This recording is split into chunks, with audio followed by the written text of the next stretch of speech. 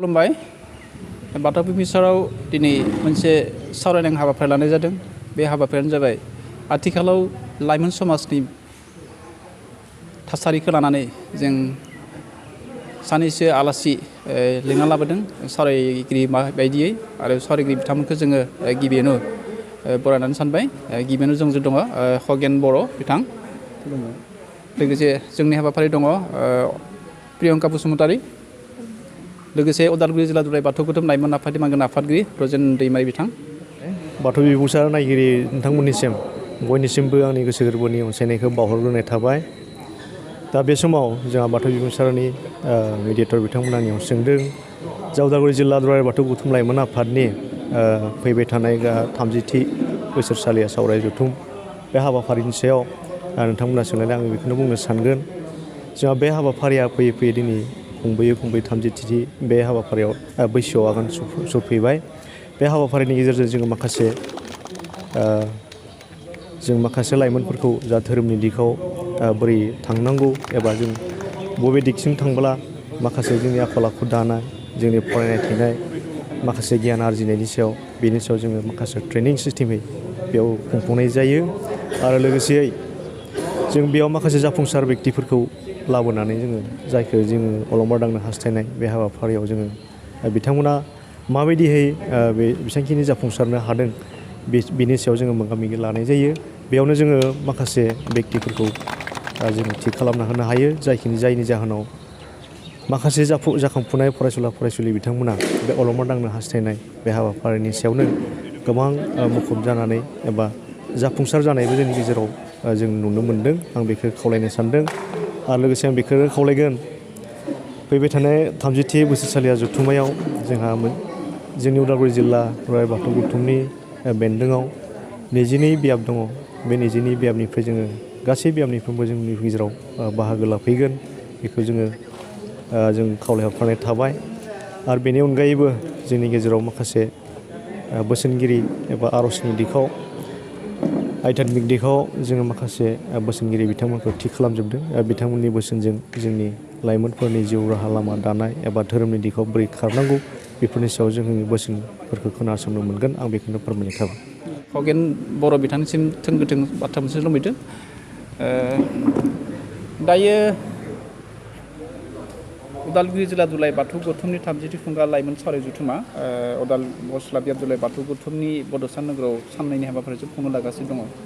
बे हाबाफारि खुंफुंनायनि सिगाङाव नोंथांनिफ्राय मोनसे बाथ्रा लुबैदों, बेनो जाबाय मा आथिखालाव लाइमोन समाजा धोरोम बिथिंनिफ्राय मा गियान लानांगौ दङ होननानै नोंथाङा सानो? खुलुमबाय। गिबियावनो बाथौ बिबुंसार चेनेलखौ दा नोंथाङा जा सोंदों बिनि फिननाया आंनि बायदिब्ला ओरैबो जानो हायो। दा लाइमोन बैसो होनना बुङोब्ला 35 एजनि सिंनि ओरैबादि बोलो गोहो मेलेमनिफ्रायनो जा देहा मोदोम गासैथिंनिफ्रायनो साखाफारा जायो। बे समाव गासैखौबो हमदांनो हायो। दा बे अबस्थायाव लाइमोन सेंग्रा सिख्लाफोरा जुदि धोरोमनि लामायाव जुदि आगान सुरनो हायोब्ला गोबां गियान बुथुमनो हायो। दा हमना ला दा जोङो बयनिख्रुइबो मिथिनाय बुजि मोननाय एजआ जाबाय लाइमोन बैसो। दा लाइमोन बैसोआव दा हमना ला बाथौ होनना बुङोब्ला सान, हा, दै, बार, अर, अख्रां बे मोनबा मुवाखौ लानानै दाजानाय। दा बेनि सान्थौखौ दा लाइमोन बैसोनि सेंग्रा सिख्लाफ्रा थाबैनो बुजिनो हायो। दा बेनि अनगायैबो लाइमोन सेंग्रा सिख्लाफोरा समाज दानायावनो होन, बायदिसिना हारि फोजाखांनायावनो होन, गासैबो बिथिङावनो मावनांगौ बिबान थायो। दा बे हिसाबै नों धोरोमनि बेलायाव लाइमोन जानानै जुदि बाहागो लायोब्ला हमना ला आसार खान्थियानो होन बा बायदिसिना बिथिङावनो होन, गासैबो बिथिङाव नोङो साखाफारा जानानै इयुन जोलै फैबाय थानाय जायफोर लाइमोन बिथांमोनखौ मोजाङै सुबुरुन होनानै हारि दानायाव गोबां बिहोमा होनो हायो। बिदि हिसाबैनो गोबांथार लाइमोन बैसोआ बाथौ धोरोमाव जुदि बाहागो लायोब्ला गियान बुथुमनो हायो होननानै आं सानो। नोंथाङा होनदों जे जोंनि लाइमोन बिथांमोना 35 बोसोरनि गाहायाव जेसेबांनि लाइमोनफोर दङ बिथांमोना जुदि धोरोमनि हाबाफारि थायोब्ला माखासे गियान आरजिनो हायो बा बुथुमनो हायो होननानै बिथाङा बुंबाय। बेनि गेजेराव मोनसे बाथ्रा फैबाय नोंथाङा बुंनायनिफ्राय जिहेतुके लाइमोन समाजफोरखौ जों गोबां नोजोर होदों बा मोनदांनायबो जादों बिथांमोना गोबां लाइमोननि हाबाफारिफ्राव बाहागो लानाय नुनो मोनो। बे बेलायाव माबाफोर बुंगोन नामा? दा साननांगौ बाथ्राया बेनो माने लाइमोन सेंग्रा सिख्लाफोरा जुदि धोरोमाव आगान सुरोब्ला धोरोमनि गेजेरजों बिनि आसार आखल आखु गासैबो सोद्रोम महर लालाङो आरो आदर्श गोनां सुबुं जानो हायो। थेवब्लाबो आथिखालनि सेंग्रा सिख्लाफोरा धोरोमनि बेलायाव बारा गुरुत्व होनायखौ जोङो नुनानै मोना। दा बे बेलायाव दा बयबो गावबा गाव बुजिलायनांगोन, बुजिलायनानै धोरोमनि लामायाव आगान सुरलांनांगोन। जुदि रावखौबो गुबुना मोजां जाथों बा गाज्रि जाथों होननानै बुजायनो हाया, गावनो साननानै लानांगोन जाहाथे आं सासे मोजां मानसि सोद्रोम मानसि जानानै आङो धोरोमनि बायदिसिना हाबाफोराव बाहागो लागोन बा खामानि मावगोन, लोगोसे धोरोमनि बायदिसिना खामानि मावनायाव आंबो बाहागो लागोन। बाथौ धोरोमा आंनिनो बिदि साननो रोङोब्लानो गासैबो जाफुंजोबगोन होननानै आं सानो। सावरायगिरि जोंनो दङ प्रियंका बसुमतारी बिथाङाबो दङ। जों बिथांनिफ्राय मोननैसो बाथ्रा लुबैदों। आथिखालाव गोबां लाइमोन समाजावहाय जोंनि लाइमोनफोरखौ बिराद आस'खान्दा बा गावनि जिउ दाफुंनायाव आस'खान्दा जानाय नुदों। बे बेलायाव बेनि गुबै जाहोना मा होननानै बुंनो नागिरदों? गिबियावनो बाथौ बिबुंसार नायगिरि बिथांमोननिसिम आंनि अननाय आरो सिबिनायखौ बावहरग्रोबाय। गोबां लाइमोनफोरानो जिउ एबा केरियार दाफुंनायाव आस'खान्दा जानो गोनां जायो। बे बेलायाव आं सानो बे मुगाया कम्पिटिसननि मुगा।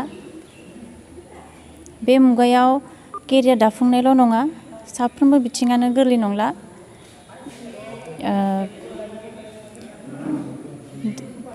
बे मुगायाव समजों लोगोसे सरकारनि गोबां नियम नितिफोरबो सोलायबोगासिनो दङ। रां खरसायाबो गोबां बारायगासिनो दङ। सासे गोग्गो लाइमोना गावनि जिउखौ दाफुंनायावहाय न'खरजों बा समाजजों बेबायदि माबाफोर सोमोन्दो दं नामा सानो नामा? बेनिफ्राय हेंथा सोमजियो नामा? मोनसे मदद मोननांगौ गोनांथि जायो नामा? बेहाय न'निफ्राय सापर्ट नांखागोन, बिमा बिफानि सापर्ट नांगोन जे गावनि गथ'आ अबे लाइनाव थांनो नागिरदों बा मोजां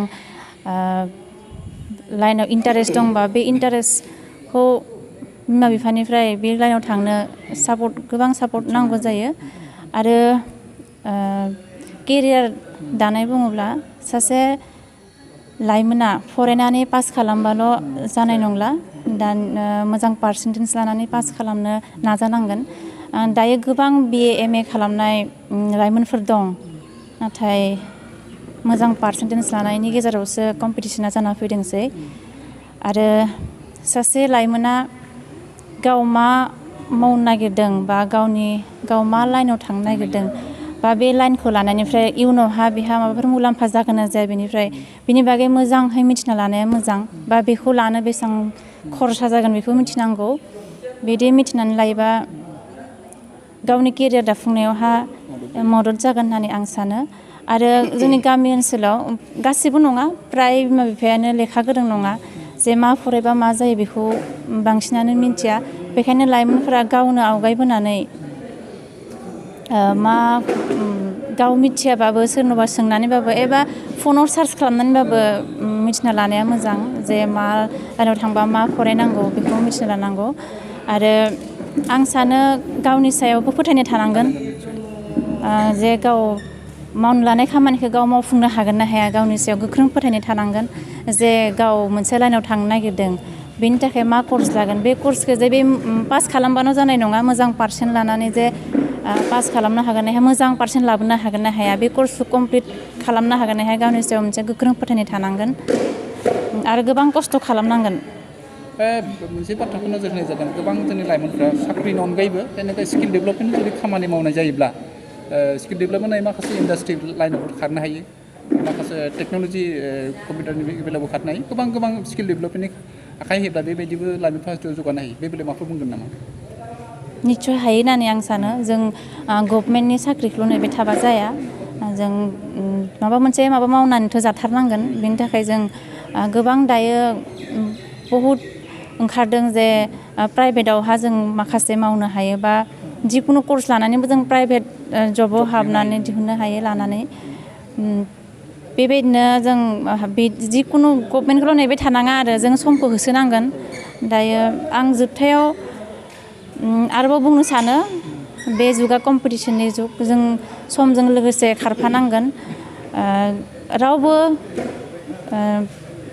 रावनिख्रुइबो खम नङा बयबो रोङो बेखायनो खस्थ'ल' खालामनांगोन फरायनांगोन खामानिबो मावनांगोन आरो सोरहाबा स्पर्ट्सआव इन्टारेस्ट दं गेलेनोबो नांगोन मोसानायाव मोजां मोनो मेथाइ खननो मोजां मोनो मोसानोबो नांगोन आरोबाव सोरबा जुदि दा बायदियाव दिनै डक्टर इन्जिनियार बायदि जागोन सानदोंब्ला बोसोरनै बोसोरथाम सिगांनिफ्रायनो बिनि प्रिपेरेसनखौ खालामबोनांगोन बेबायदिनो जुदि समजों खारफानो हायोब्ला गावनि साननाया सानसे लाइमोनफ्रा जाफुंगोन होननानै आं सानो जाहैगोन होननानै सानो आरो आं जिहेतुके उदालगुरि जिल्ला दुलाराय बाथौ गौथुमनि लाइमोन आफादनि बे गस्ला बियाद दुलाराय बाथौ गौथुमनि दैदेननायावहाय बिथांमोननि खुंफुंनायावहाय उदालगुरि जिल्ला दुलाराय बाथौ 30थि खुंगा सावराय मेला गस्ला बियाबाव बड'सा नोगोराव जानानै थांगासिनो दं साननैनि हाबाफारिजों अक्ट'बरनि 15 आरो 12 खालाराव बे हाबाफारिनि गेजेरजों लाइमोन समाजखौ नोंथांनिफ्राय माबाफोर फोसावनो नागिरदों?